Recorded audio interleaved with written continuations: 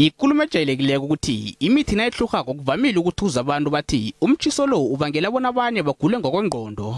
Udokotela osebenza ngokugandeleleka kwengqondo ebantwini udokotela Kate Girimu ujame ngelithi kuyenzeka lokhu nanyana inzathu zingaveli kuhle begodu abanye abantu abakutjheji lokhu.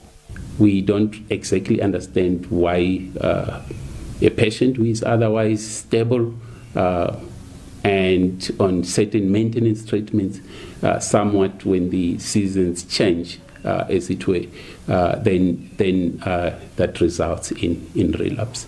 But for me, the important point is that the phenomenon is real.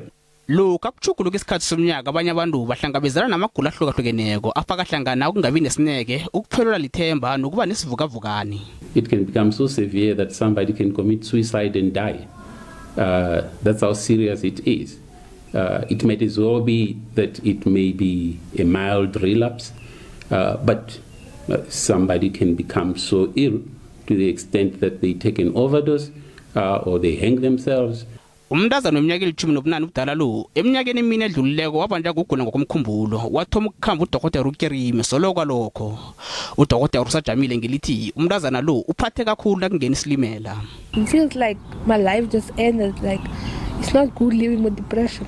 I feel very sad about the call because why me? Why do I have to get depression? Why was I picked for depression? I don't want it.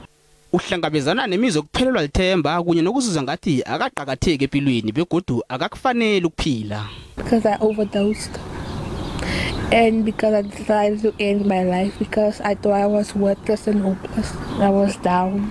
I didn't eat for a month. Ngokutsho kwakadokotela uKerime ukungena kwesilimela sanomnyaka kuhlangahlanganisa abantu abaningi kwagcina ngeningi lifakwe embedlela. Adolescent beds are full, yeah, and it's not necessarily full of patients who are known to be chronic. There's quite a number of those patients who are index presentations. Ukirima ukhombela abantu bona abahlogomela umkhumbulo wabo lokhu ngengqondo zomnyaka kuguluka begodu bavakatshela abodokotela lokhu kunamathwaya athusako.